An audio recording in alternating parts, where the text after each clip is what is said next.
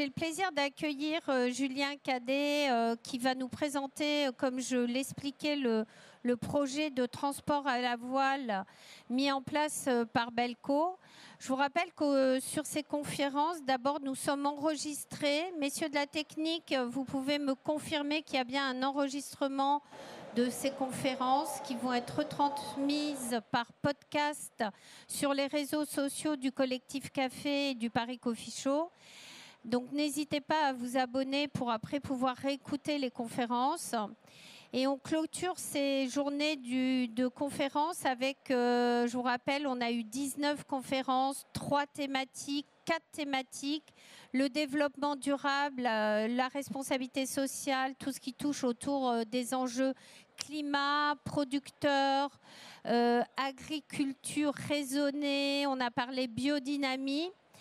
Et puis, deuxième sujet qui nous a fait aussi vraiment écouter nos experts café, c'était tout le développement de la filière café en B2B. On a parlé également consommation de café à domicile, on a parlé des tendances de coffee shop et on a parlé également de voilà, comment extraire son café, comment apprécier un bon café, qu'est-ce qu'il fallait aller chercher. Et enfin, on a également abordé les sujets de travailler dans la filière du café en ouvrant son coffee shop ou sa torréfaction artisanale. Donc, je vais laisser la parole maintenant à Julien qui nous a préparé une petite présentation. Je crois que tu as des images à nous projeter. C'est bon, si on peut... Voilà, normalement, tu as... Voilà. Et est-ce que tu veux un micro comme ça ou tu vas parler au... Non, ça va aller. Bah écoute, je te laisse le floor, comme on dit. Hein? Ben, bien sûr, tu peux te mettre debout, je te laisse la place et on t'écoute. Merci Julien. Bonjour à tous, merci d'être présent à cette conférence. Donc, je me nomme Julien Cadet, je suis le directeur commercial de chez Belco. Je suis également associé dans cette entreprise depuis bientôt 3 ans. Merci Marie-Hélène de nous faire intervenir et merci au collectif de nous donner l'occasion de parler de transport à la voile. Donc on va parler de transport à la voile pendant ces 25 prochaines minutes. Avant de rentrer dans le détail du transport à la voile, c'est important qu'on prenne le temps de parler, de prendre un peu de hauteur et de parler des enjeux auxquels on fait face et auxquels le transport à la voile est une réponse face aux enjeux que la filière café va connaître dans les années à venir. Donc on va faire un petit point sur le contexte général.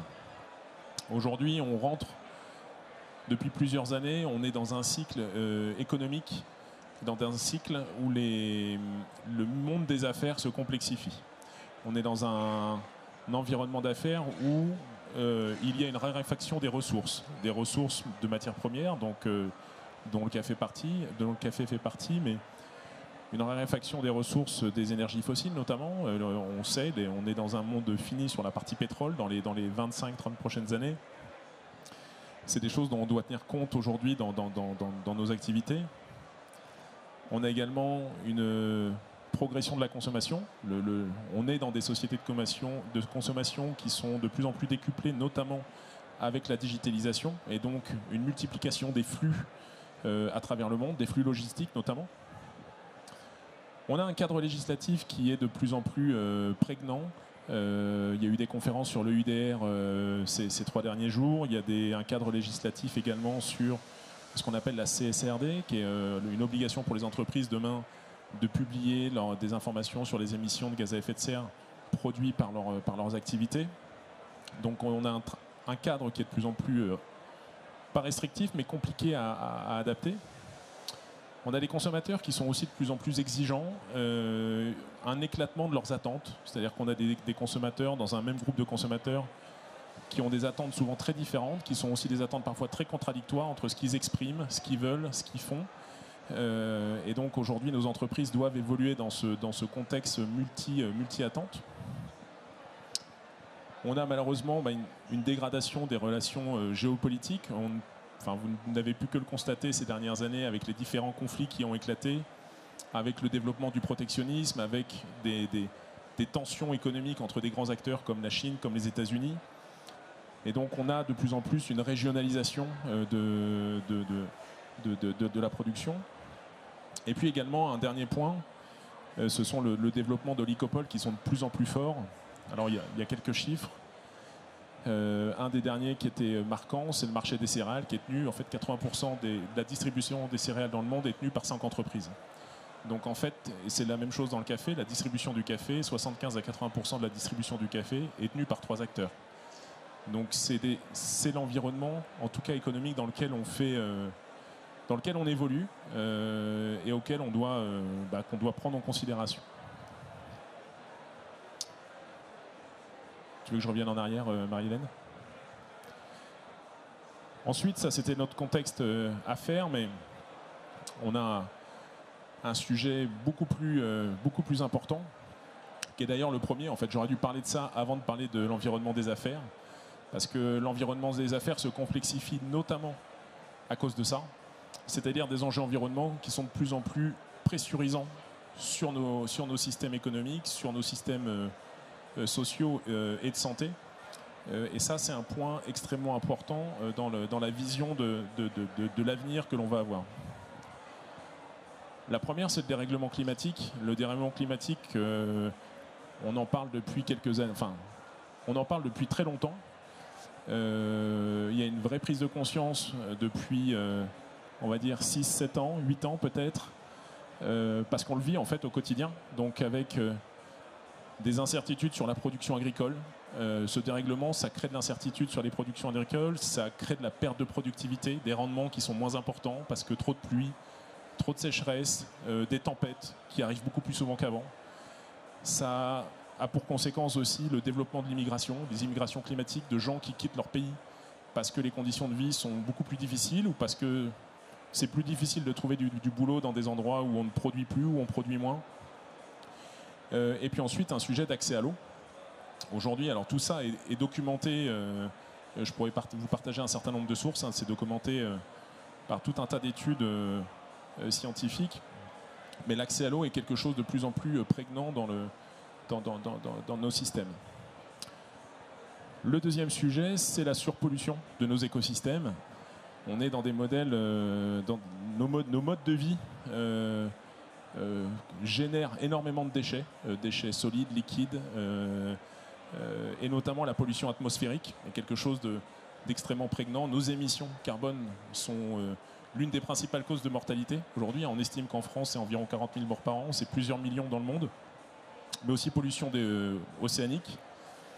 Et ensuite, une chute de la biodiversité. C'est-à-dire que depuis les années 60, on estime qu'il y a entre 60 et 70% de la biodiversité qui a disparu parce qu'un environnement très pressurisant sur nos écosystèmes. Donc ça, c'est l'environnement dans lequel nos entreprises commencent à évoluer, vont évoluer dans les années à venir. Alors c'est sûr que ce n'est pas très réjouissant quand on le voit comme ça, mais il y a beaucoup de solutions face à tout ça. Et il faut aborder tout cela avec, de manière clairvoyante et courageuse. Alors si on rentre plus dans le détail de la filière café, tous ces changements-là ont des conséquences importantes. C'est-à-dire qu'aujourd'hui, on estime, enfin c'est pas nous, hein, c'est les rapports du GIEC qui l'estiment, c'est que 50% des surfaces d'Arabica disparaîtront d'ici 2050. 50% des surfaces d'Arabica, aujourd'hui, on produit à peu près 130 millions de sacs d'Arabica. Ça veut dire diviser la production globalement par 2 d'ici 25 ans. 55 ans, c'est l'âge moyen des producteurs. Il y a un vrai sujet social dans la filière café, avec des producteurs qui n'ont souvent pas la capacité de transmettre leur ferme, parce que leurs enfants ont quitté la ferme, parce qu'il y a un manque d'intérêt pour une profession où les niveaux de rémunération ne sont pas souvent élevés, parce qu'il est plus intéressant de quitter le pays et d'aller travailler aux États-Unis, au Canada ou en Europe, ou même à la capitale du pays pour travailler. Et donc les conséquences que ça a déjà aujourd'hui, aujourd'hui on le vit à travers le marché, la tension sur le marché de l'Arabica et du Robusta, tout cela va amener à une raréfaction de l'offre café, tout simplement. Le volume de café produit va être moins important et sa diversité va être moins importante. Un manque de main-d'œuvre aussi également fort. Et ensuite un cadre législatif, notamment le UDR, qui va contraindre aussi beaucoup plus l'importation demain sur sur nos pays européens. Avec une conséquence directe, c'est l'augmentation des prix du café. Le café est une denrée exotique qui vient de loin, qui aujourd'hui a un certain prix, mais qui va coûter de plus en plus cher, de par sa raréfaction.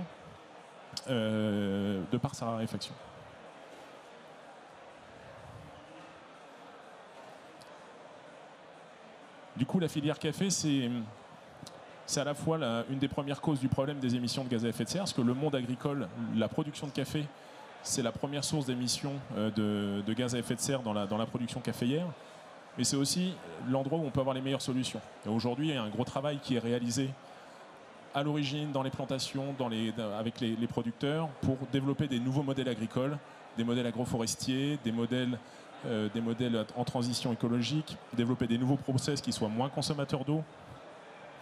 Le développement de biofactories également, qui permet de mettre des intrants naturels et de ne plus importer des intrants chimiques qui sont issus de l'industrie pétrochimique. Il y a aussi tout le développement des torréfactions électriques. C'est une tendance aujourd'hui de mineure dans le marché chez les torréfacteurs, dans la partie aval de la filière, mais qui commence à se développer, les fabricants de torréfacteurs. Donc il y a vraiment des actions qui sont menées à ce niveau-là.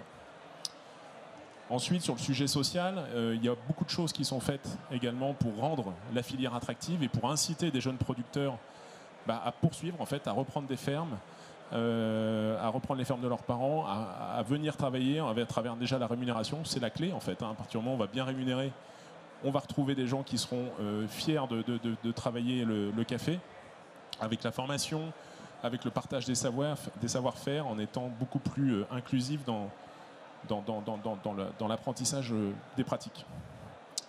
Donc ça, là-dessus, il y a beaucoup de sujets qui avancent. En revanche, il y avait un sujet, c'était le transport maritime. À l'origine, on faisait beaucoup de choses. En aval, on faisait beaucoup de choses. Mais rien n'était fait sur le transport. Sachant que le transport maritime, c'est quelque chose sur nous, en tant qu'importateur, on a une action directe. C'est un service que l'on achète directement et sur lequel on a la possibilité d'agir. Pourquoi je dis ça? C'est qu'un producteur, il a la possibilité, nous n'avons pas la main sur les choix du producteur. On peut l'accompagner à faire des choix différents, on peut l'accompagner, mais on ne sera jamais à sa place pour lui dire tu dois acheter ci, tu dois acheter ça, tu dois faire comme ci. En revanche, le transport, on peut agir dessus. Donc si on revient un peu en arrière, le transport à la voile, c'est quelque chose d'historique. 500 ans...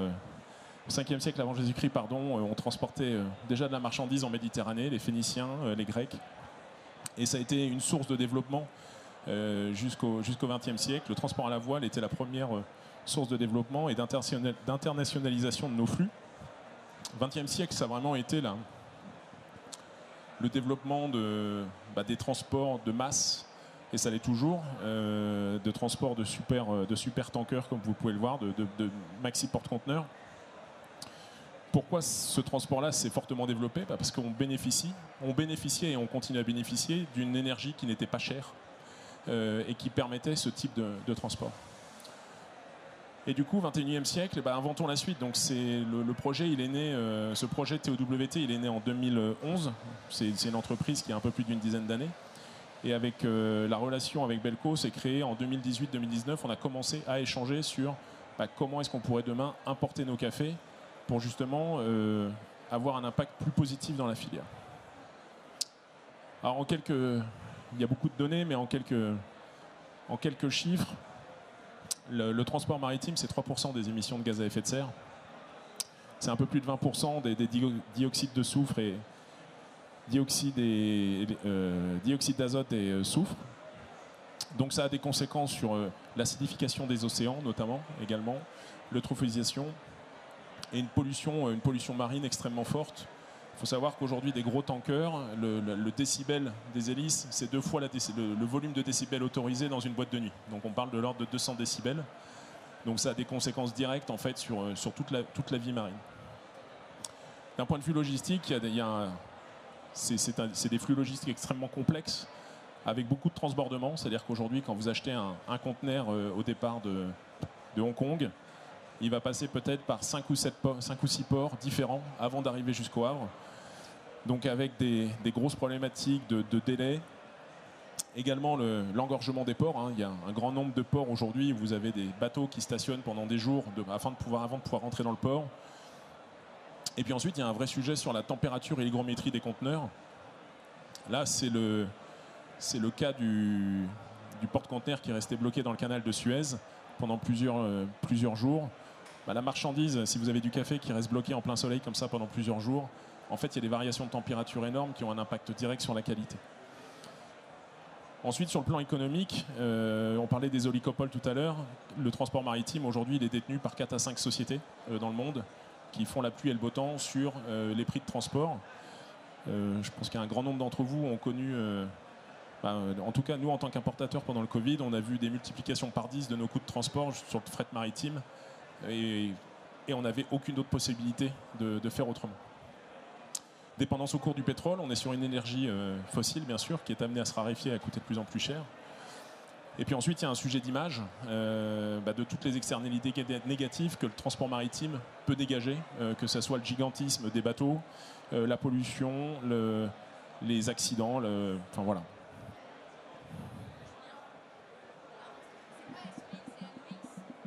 Comment ?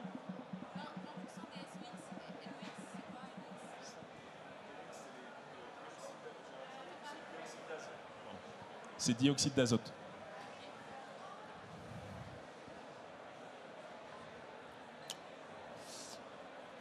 Donc en fait, fort de ce constat, on a décidé de se lancer dans l'aventure du transport à la voile. Dès 2019, on a signé une lettre d'intention avec TOWT, avec l'ambition en fait en 2030 d'importer plus de 90% de nos volumes de café à la voile.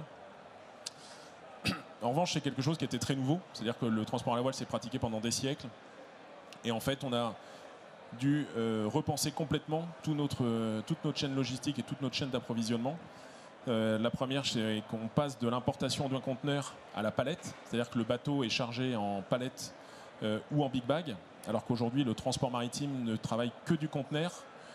C'est quelque chose de très, très différent, ce qui oblige à revoir toute la logistique amont, parce qu'aujourd'hui, donc au port de Santa Marta en Colombie, aujourd'hui, je vous donne un ordre de grandeur, on va acheter une vingtaine de conteneurs sur la baie de Colombie. Toutes les semaines, vous avez un conteneur qui arrive au port, qui embarque, qui est expédié. Là, on doit consolider en fait 100%, la vingtaine de conteneurs dans un entrepôt, faire les palettes et charger 100% de la marchandise en une fois dans le bateau. Donc ça pose des problématiques financières, c'est-à-dire qu'on doit financer beaucoup plus de café à un instant T et le stocker à un endroit. Mais ça pose aussi des questions d'assurance, parce qu'on va transporter 100% des 20 conteneurs de Colombie en une fois dans un seul bateau, alors qu'avant, le risque était plutôt diversifié. Donc il a fallu recréer ça. Prendre contact avec les autorités portuaires, douanières, les narcotrafics également, travailler avec les banques et les assurances pour expliquer toute la complexité de ce nouveau modèle de flux logistique. Et puis ensuite, il y a le sujet de la commercialisation, de faire prendre conscience auprès du grand public et auprès de nos clients que le transport à la voile n'est pas juste une lubie, mais qu'il y a un réel intérêt à la fois sur les sujets de décarbonation, mais il y a un vrai intérêt business et à venir pour notre filière. Alors pourquoi investir dans le transport à la voile ? Alors ça, juste pour votre information, c'est l'arrivée du bateau à New York il y a quelques jours. Je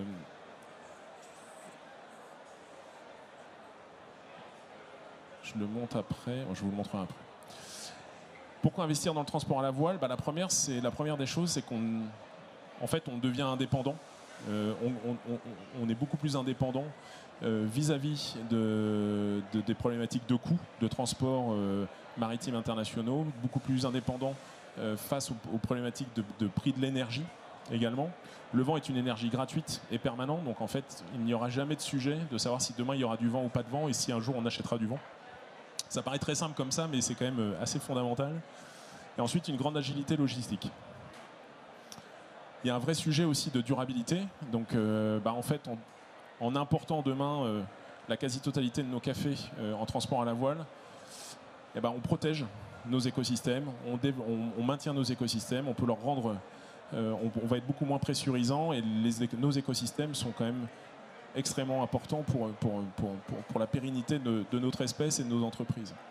Et puis ensuite, le sujet, c'est d'un point de vue business, en fait, ça solidifie et ça rend nos entreprises beaucoup plus robustes face aux crises multiples que l'on connaît et que l'on va continuer à connaître, et d'être une entreprise beaucoup plus forte et de permettre à nos clients aussi et à des consommateurs de continuer à avoir des cafés dans les années à venir.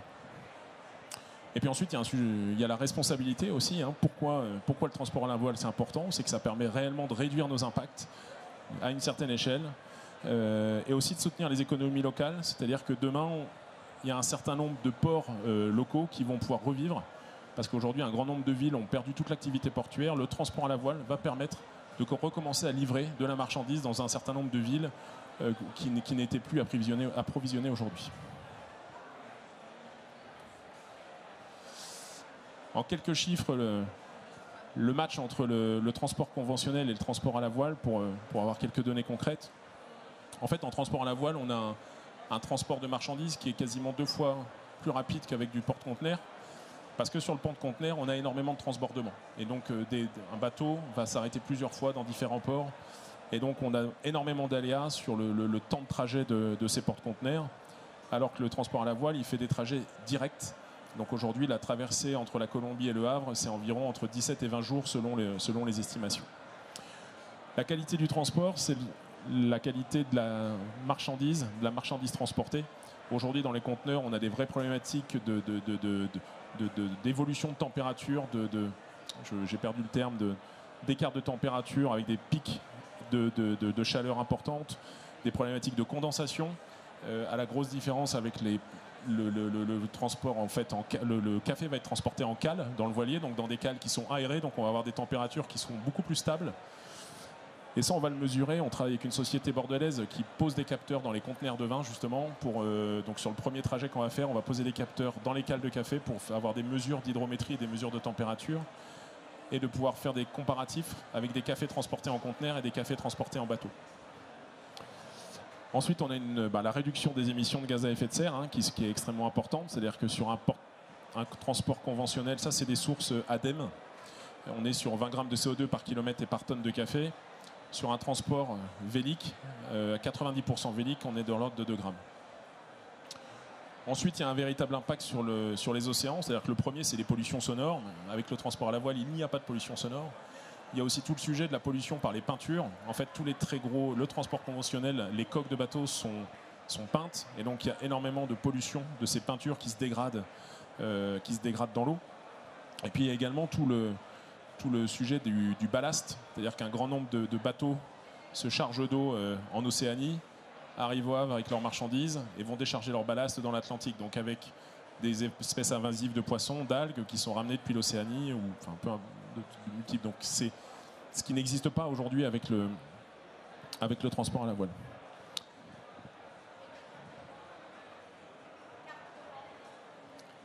Et le carburant, ça peut être en cas le carburant, lui, est transformé, c'est les émissions de gaz. Mais effectivement, il y a le sujet de la pollution en cas d'accident de bateau, de pollution par le carburant. Le coût du transport, alors effectivement, le transport à la voile coûte plus cher. Les proportions sur un paquet de 250 grammes, qui est le format, on va dire, le plus fréquemment acheté aujourd'hui dans une torréfaction, l'impact, il est d'environ 30 centimes versus 8 à 10 centimes sur un paquet avec un transport conventionnel. Et enfin, il y a une externalité positive, c'est-à-dire que effectivement, le café coûte. Ça a un impact sur le prix du café, finalement, mais avec une valorisation forte auprès des consommateurs d'un point de vue réduction de gaz à effet de serre, impact sur la vie marine, sur une multitude de choses. L'engagement peut vraiment être valorisé.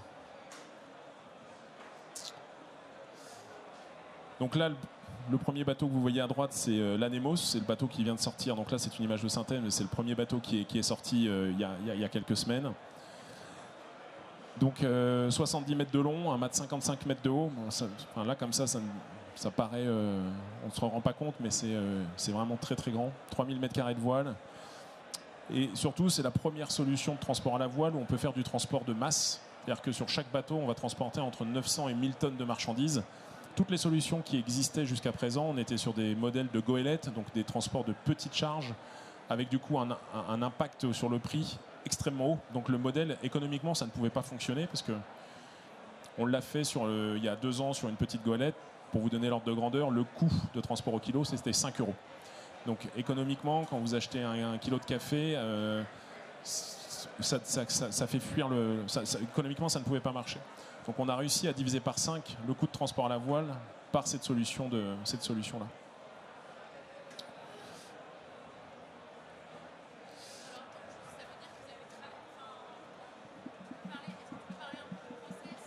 On t'entend pas, Morgane, sinon il faut... Excuse-moi, est-ce que c'est possible que tu racontes juste un peu comment vous avez travaillé avec TWOT ou avec eux, enfin justement pour passer de la goélette à cet enjeu-là?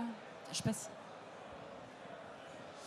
En fait, TWOT a conscience depuis le départ de ce sujet économique, en fait, de si on veut pouvoir rendre accessible le transport à la voile, on se doit de pouvoir charger de la masse et de pouvoir surtout assurer des rotations régulières, en fait, et que ça puisse devenir une solution qui se déploie pour le plus grand nombre.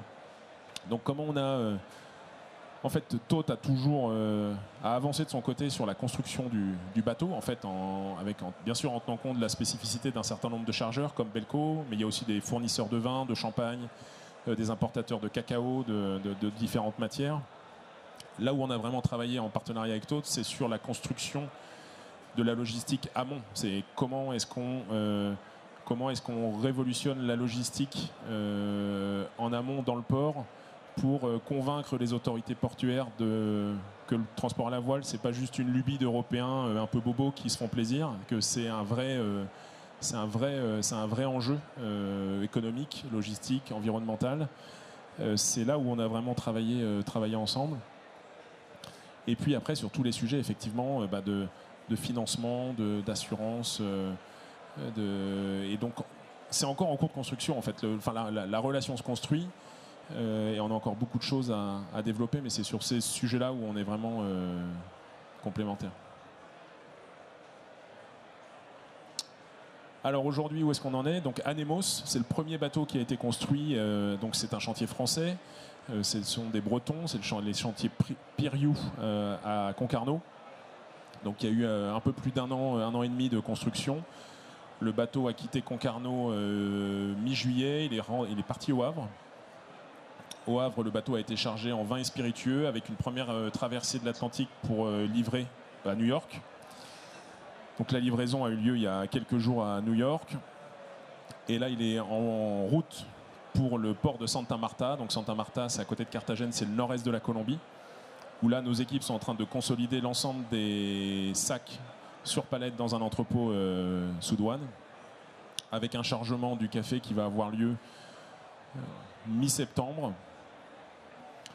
Et ensuite, l'arrivée du bateau va avoir lieu. On a mis le 15-20 octobre, mais on a toujours des aléas, donc comme c'est quelque chose d'assez récent. Mais l'idée, c'est que les cafés soient disponibles à la livraison à partir de mi-octobre. Ça, c'est le premier embarquement. Il y a un deuxième bateau qui est en cours de construction, toujours par le même chantier. Mais pour le coup, c'est un chantier qui appartient toujours à la société Piriou, mais qui est à Ho Chi Minh, au Vietnam.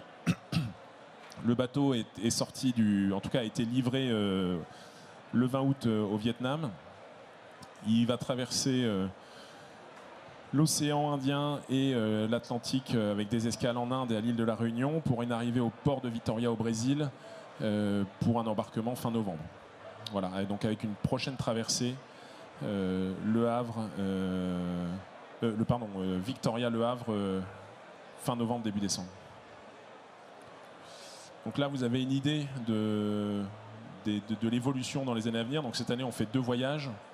L'année prochaine, on voudra en faire 4, avec notamment une ouverture sur l'Amérique centrale. L'idée, c'est que Brésil, Colombie sont les 2 premiers pays producteurs et exportateurs de café dans le monde, et c'est 2 pays dans lesquels on a des agences. Donc on a une forte demande sur cette zone-là. On souhaite ouvrir le port avec les exportations depuis le Guatemala. Et avec à terme, une ouverture, on aimerait sur l'Afrique de l'Est, sachant que vous connaissez le contexte en mer Rouge en ce moment, c'est un peu compliqué, donc ça risque de prendre un peu plus de temps. Mais avec la volonté, en fait, on s'est fixé comme objectif, en tout cas d'ici 6 ans, de pouvoir importer 90% de nos volumes, c'est-à-dire environ entre 6 et 7 000 tonnes de café de manière vélique. Voilà, et je termine là-dessus, mais après je pourrais répondre à un certain nombre de questions. On a développé cette marque justement pour Fresh Coffee Clean Ocean, qui est une marque dédiée au consommateur final, pour permettre en fait aux torréfacteurs de valoriser le transport à la voile et son intérêt auprès du consommateur final. Voilà. Merci beaucoup Julien pour cette présentation hyper claire. Moi j'ai une question tout de suite, c'est est-ce que vous allez ouvrir ce transport à d'autres importateurs de café vert ou vous arrivez rien que Belco à remplir les 900 tonnes en cacao et en café? Alors aujourd'hui on arrive à remplir les bateaux pour nous. On est sollicité aussi par beaucoup de torréfacteurs pour faire du direct trade pour eux, donc d'importer leur café. Parce qu'il y a un certain nombre de torréfacteurs en Europe qui sont en relation directe avec des coopératives, avec des plantations. Donc on importe le café pour eux également. Et on n'a pas eu forcément de demande de la part d'importateurs autres pour le moment. Et puis c'est quelque chose sur lequel on travaille depuis des années aussi. Donc on a aussi la volonté de le garder dans un premier temps pour Belco. Mais c'est quelque chose qui va se démocratiser. Et des solutions, aujourd'hui TOWT est le premier armateur à avoir sorti son bateau. Mais il existe d'autres solutions qui vont sortir dans les 2-3 prochaines années, a priori, notamment avec une société qui s'appelle Vela, qui s'installe à Bordeaux et qui avance très bien aussi là-dessus. Donc le transport à la voile est quelque chose qui est en train de se développer, parce qu'il y a un réel intérêt pour beaucoup d'entreprises, notamment pour les raisons que j'évoquais tout à l'heure, des raisons purement économiques, d'indépendance liées au transport, mais aussi d'indépendance. Il y a une loi, en fait, la CSRD, qui va être une obligation pour les très grosses entreprises demain de publier une comptabilité extra-financière sur l'impact de leurs activités. Et donc, ça va être une obligation légale à partir de 2025 pour les très grosses sociétés, mais ça va se décliner dans les années à venir pour les plus petites. Donc, il y a un certain nombre d'entreprises qui se lancent aujourd'hui pour commencer à amorcer ce transport à la voile. Et est-ce que les clients torréfacteurs qui achètent du café par Belco, par votre intermédiaire, peuvent utiliser sur leur sachet de café torréfié la marque Fresh Coffee Clean Ocean? Ouais, cette marque est dédiée aux torréfacteurs qui achètent des cafés transportés à la voile. Donc la marque est bien sûr à destination des torréfacteurs, bien sûr. Oui, oui. Ils peuvent l'imprimer à côté de leur logo et dans leur propre packaging. Complètement, oui, oui. Elle a été créée pour nos clients et pour les clients du transport à la voile, complètement. Est-ce on aurait plein de questions, enfin moi j'en aurais plein, mais on doit terminer hélas. Est-ce que peut-être une question du public? Juste petite. Alors, c'est bon? Juste petite question. Est-ce que, vu que là, actuellement, le prix du sachet à 250 grammes, il est x3 par rapport à un transport classique, est-ce qu'avec les années à venir, étant donné que ça se démocratise, vous allez justement baisser le coût de ceci? C'est une bonne question. La logique voudrait que les coûts avec le temps se compressent, parce que peut-être plus de concurrence, parce qu'une optimisation d'un certain nombre de coûts. Je ne sais pas si ça baissera beaucoup. Ce qui risque d'augmenter, c'est le prix du café, par contre. C'est une certitude. Le coût du transport, je pense, un des intérêts du transport à la voile, c'est que par exemple, on a un coût de transport. En fait, on va être capable demain d'avoir des coûts de transport, des contrats de vente de transport à prix fixe. Alors avec une légère inflation, parce que bien sûr, il y a un équipage, il y a un peu d'inflation, des choses comme ça, mais on peut garantir un prix sur le long terme, ce qui est aujourd'hui complètement impossible avec une compagnie maritime. Il faut savoir que le coût du transport maritime, en fait, c'est réactualisé quasiment tous les mois. Tous les mois, on a des actualisations à la hausse, à la baisse bien sûr aussi, mais donc on n'a aucune vision de ce que va coûter le transport dans 6 mois, dans 1 an. Et lorsqu'on vend du café, moi je vends du café par exemple à 6 mois, on a des clients qui nous achètent maintenant pour une livraison dans 6 mois ou dans 1 an certains cafés, on fixe un prix qui ne bouge pas, sans savoir quel va être le coût du transport. Et donc c'est quelque chose d'extrêmement risqué pour des entreprises, parce que si vous payez 4 ou 5 fois le prix du transport que ce que vous aviez projeté, vous pouvez retrouver dans des situations économiques compliquées. Donc Je pense que ça baissera un peu, mais aujourd'hui, c'est quand même assez. Je pense qu'on est assez proche de ce que ça va coûter dans les années à venir. Pardon, c'est pas une question, mais j'ai entendu 3 fois plus cher. 3 fois plus cher le paquet de 250 grammes. Mais en fait, c'est pas 3 fois Non, plus cher, c'est 22 centimes plus cher. Oui, sur le paquet de 250 grammes, ça va coûter. Sur un paquet qui vaut 7 € aujourd'hui, le transport à la voile, ça va faire, on vendra un café 7,30 €. C'est juste le coût du transport qui est 3 fois plus cher. Mais le paquet de café, finalement, sur 1 kilo de café en specialty, un café, ça se vend entre 30 et 35 € le kilo, entre 30 et 40. Et le transport à la voile va avoir un impact de l'ordre d'1,30 € à peu près. Donc, sur 1 kilo à 35 €, ça reste quand même assez faible par rapport à tout ce que ça peut avoir comme de positif à valoriser derrière. Bon, Morgane, dernière question. Juste en termes de filière, donc vous avez fait fabriquer à Concarneau, à côté de Concarneau. Est-ce que ça relance aussi du coup une activité portuaire, pas portuaire, mais de transformation, de construction de bateaux, d'armateurs de bateaux, qui serait beaucoup plus réduite en fait et qui peut-être peut être relocalisée aussi en Europe? Ça va recréer en fait des activités qui localement